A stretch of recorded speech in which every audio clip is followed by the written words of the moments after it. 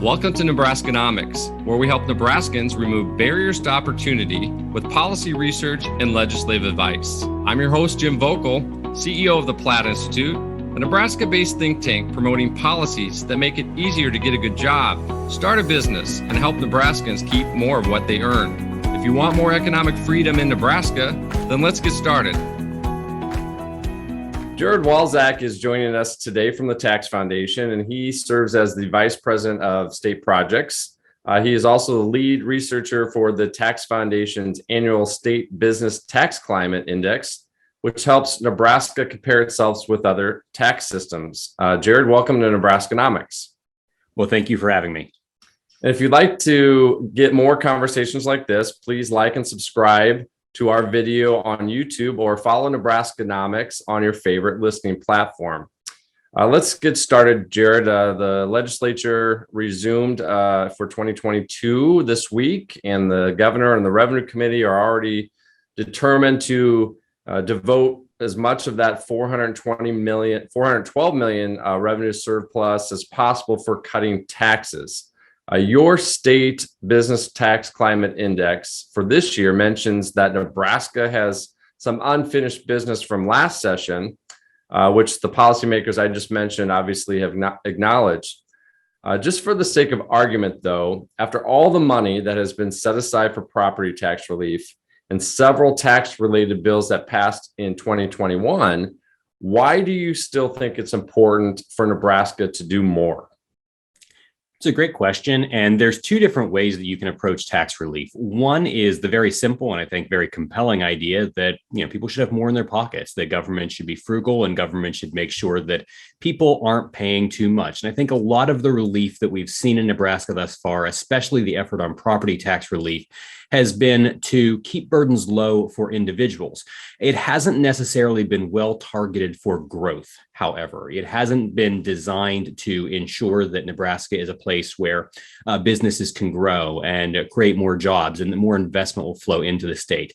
That structural side has largely been missing. And again, it's wonderful to make sure that people have more money in their pockets, but it's important to make sure that the structure is actually right as well to attract the investment so that people stay in Nebraska, come to Nebraska, that there's a strong future for all Nebraskans. And we're going to talk about the structure later on, but do you want to maybe highlight some of the deficiencies that we have in Nebraska compared to some of the other states that are growing their state with tax reform? There are a number of things. Obviously, the rates are a little high. There's been relief in a variety of ways, but the corporate income tax rate is actually substantially higher than the average corporate tax. The individual income tax, where it is now, we think, okay, well, maybe that's sort of the norm. And I think 20, 30 years ago, if you're in the high sixes, that's not that unusual. That's not where we are now. The median state's individual income tax top rate is 5.3% this year. And that's trending down. We're, just based on enactments that are already in place, it's going to 5% in the next couple of years. And then there are just provisions within these codes, the way that Nebraska has treated the income of multinational businesses over the last few years, the treatment of investment income. And that's something where if Nebraska is not careful, Nebraska and a lot of states can inadvertently reverse some progress that has been made because the federal government, unfortunately, is about to reverse some progress. And Nebraska is in line to just go right with them and eliminate the first year expensing of capital expenditure, making a significant increased tax cost on the choice to invest. So there are these opportunities to try to get out in front of this, to try to say Nebraska is a destination for investment. I appreciate that. Let's shift now to talk a little bit about census migration. You have a piece on taxfoundation.org that took notice of some of the same trends that we saw at the Platte Institute with migration numbers out of the U.S. Census Bureau. And here in Nebraska, we saw a loss of about 3,000 residents to migration during the most disruptive times of the pandemic, while some lower tax states saw a surge in population. This has always been a tough issue because there's a lot of reasons why people move. But is there anything different to note from this time at looking at these numbers? There is. And whenever I talk about location decision making, I think it first is very important to acknowledge, like you said, there are lots of different things that drive migration. People move for jobs, quality of life, cost of living, be close to family, not just the economic climate, sometimes the literal climate. Some of the people moving to Florida and Arizona in their retirement years care less about the taxes than what the weather is. All of these things matter, but we do know that people follow a strong economic climate. Taxes are a major part of that, and taxes are something that's within the control of the legislature, which makes it really important. You can't add mountains, you can't change your weather. You can, in fact, change your tax code, and this has both direct effects, people moving because they'll pay less in taxes, and the indirect but very important second order effects, a stronger, more robust economy, creating the jobs, creating the opportunity that brings people to a state. And we've seen a much clearer picture since the start of the pandemic of migration that really is fitting that tax pattern. Certainly for years, for decades, we've seen migration into lower tax states, in particular states with really low income taxes have seen significant in-migration. But the map is really stark right now. All of the states basically that have significant population growth over the last year and a half are states with very low taxes. And all of the states that are experiencing the opposite are states with high taxes. In fact, if you take the top third of states versus the bottom third of states, the average top marginal rate for income taxes in the top third is about 3.5. And in the bottom third, I believe it's like 7.6. There's a huge gulf between these. And one of the reasons pretty clearly is people have more mobility now. In the past, maybe it was relatively difficult, a lot of friction to pick up and leave, to say, sure, maybe I'd prefer to be in a state with lower taxes, but I have to start over. I've got to find a new job. I've got to decide, all of these things. Now, often that job's portable. You have the mobility to continue to work for the same employer or find a new employer anywhere in the country that is willing to hire a mobile worker. So, we're seeing people just really exercise that voting with their feet in a way that we hadn't at the same level before. I think it's only going to accelerate as, we get into a future where probably many higher paying white collar jobs in particular really can be worked from anywhere in the country with an internet connection. That's a great discussion about the landscape there. Appreciate that. Next week, it looks like the Nebraska legislature is going to hold floor debate on reducing the county inheritance tax with Senator Clements' LB 310. This tax has been around for 120 years. Previous governors and legislators have tried to end the tax. Unfortunately, there hasn't been traction. Meanwhile, our neighboring state, Iowa, just started the process of repealing their inheritance tax. And we have a lot of reasons and some polling that we're going to release to show that Nebraskans really want to end this tax altogether. What are your thoughts if Nebraska goes in that as we go into this debate? Yeah, inheritance taxes are old taxes. And I mean that both that they've been on the books for a long time and also they're taxes that most economists and public finance scholars would not recommend creating now if you were about to do it. I think they sometimes have this sort of instinctual appeal, wealthy people, transferring property and, estate taxes and inheritance taxes have often been justified on like breaking up property intentionally. But especially with the inheritance tax, we're one of only 6 states that has an inheritance tax. It's not really about large estates and it's not really about where the decedent is. It's about the beneficiaries. And you're basically penalizing Nebraska-based beneficiaries, for living in Nebraska. And that is not something you want to do. There is estate planning and also beneficiary tax planning that goes around this, and it's not to a state's benefit. Nebraska has the highest of the inheritance taxes in the country. Again, only 6, so we're dealing with a pretty small sample, but highest top rate, and the rates are differentiated by class. So lineal heirs aren't paying a whole lot. Those who aren't related are paying a lot. Some of the people who aren't related, though, would be business partners. So Sometimes businesses have to be liquidated to pay an inheritance tax, and that's really not what you want to accomplish. And at the federal level, when we used to have the federal estate tax, and in many of the states that have estate taxes, they fixed that problem for farms and businesses on their estate tax. They put large thresholds. They tried to address the whole, we don't want to have to liquidate the company or the family farm to pay the estate tax. Still bad taxes, but they've solved that problem.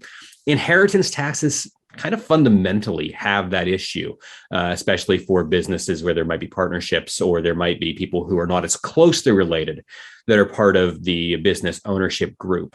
Changing that is worth doing, and you're going to be one of 5 in a few years. I think it's going to continue to go lower. It's slow progress, but it has been the continual trend. We're seeing fewer and fewer of these. Every couple of years, another state gets rid of an estate or inheritance tax. It's time to seriously consider that. You don't want to break up capital for no reason. You don't want to discourage family businesses and closely held businesses. And you don't want to penalize someone for choosing to live in Nebraska rather than most of the other states where they wouldn't get hit with an inheritance tax. Exactly. Couldn't agree with you more. All right, let's move back to talking about overall tax structures of states.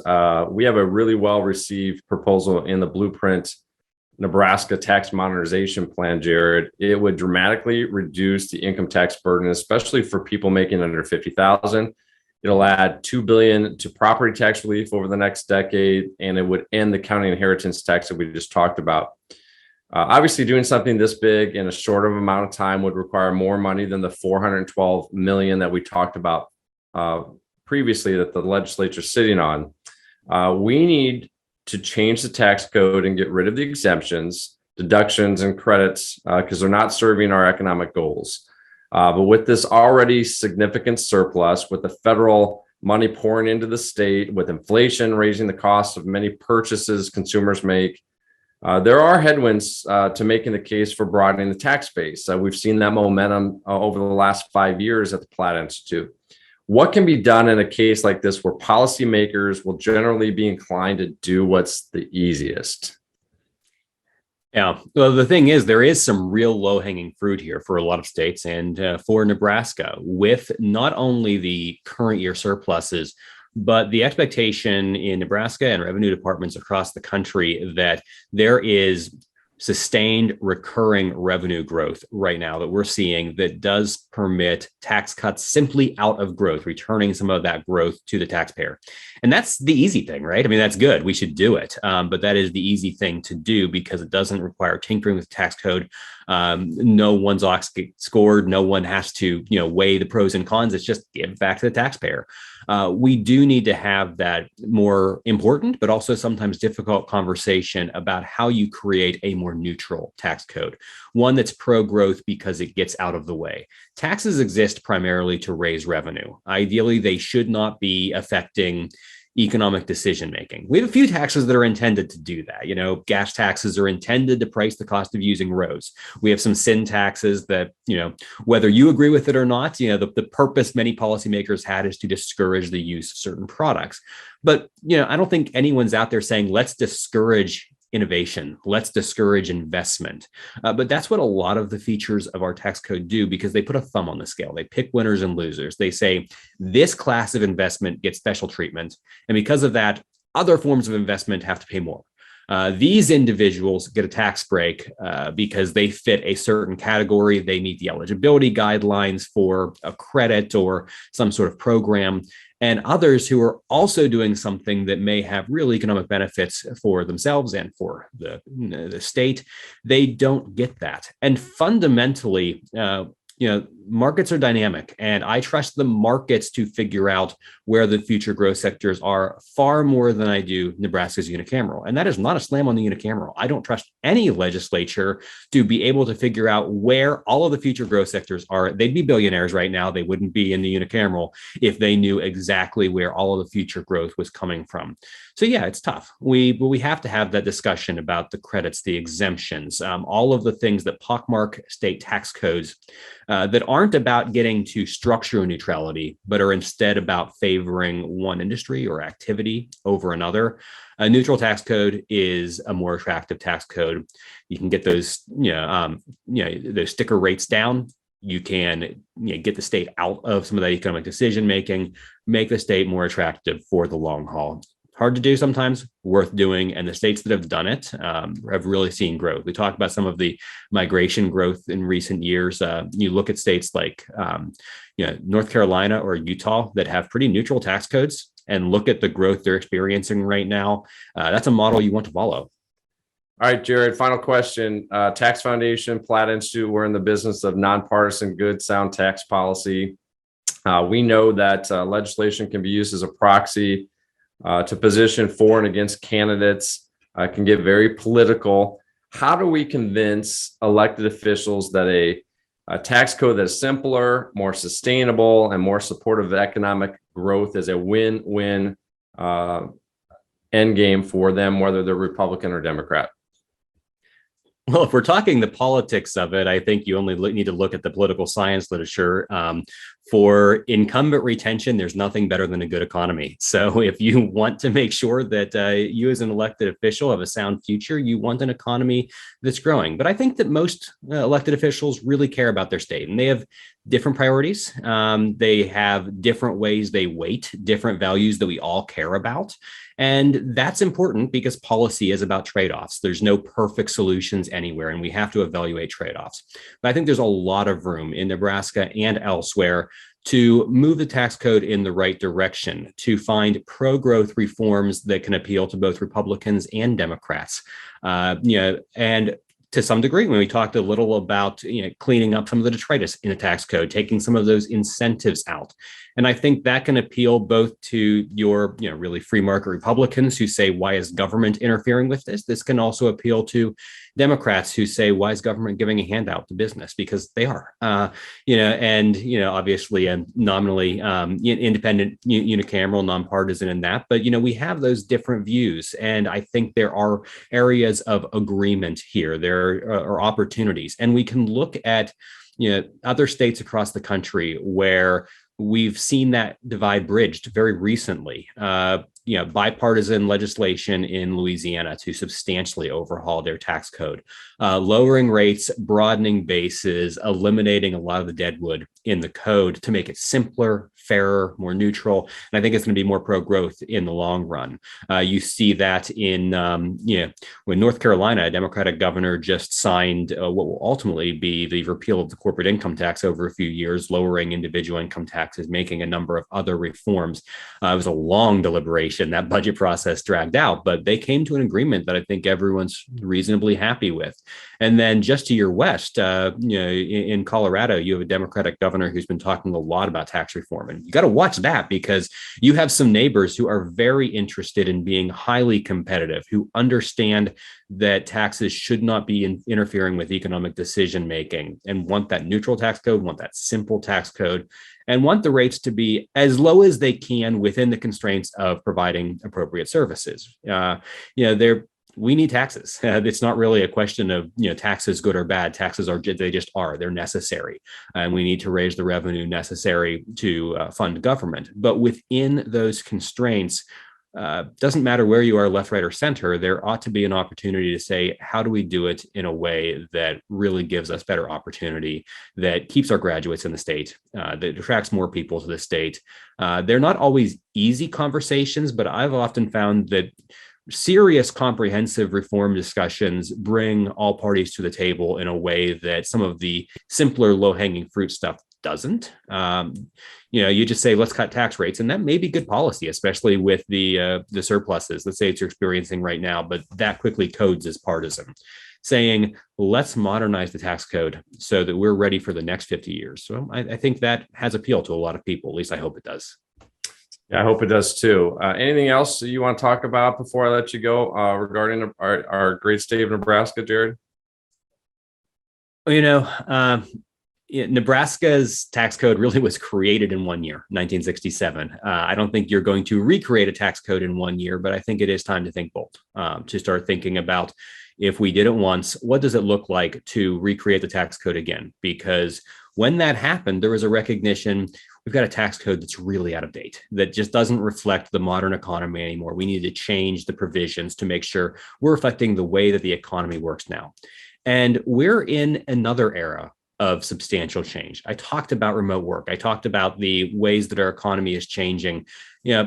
People can work out of Nebraska for a company anywhere in the country, maybe anywhere in the world. And some of them are really going to want to, because, Omaha's a great city. And there are going to be a lot of people who say, I can live in Omaha rather than in New York City or San Francisco. I'm willing to consider this. But there needs to be a compelling reason, because in some ways, you're not just competing with California or New York. You're also competing with all of the other states they could go to, because they could go to Texas. They could go to North Carolina or Utah or lots of other places. You need to have a reason why they will either come to Nebraska, or for those who grew up in Nebraska to stay home or come home. And I think there's that opportunity. I hope Nebraska policymakers will seize that right now, because with the higher revenues, with the changes we're experiencing, this is the right time to strike while the iron's hot. Jared, you're a good friend. The Tax Foundation's a good friend in Nebraska. I appreciate your great advice and joining me on Nebraskanomics today. Thanks for joining us. Well, thanks again for having me anytime. Thank you for listening to today's episode.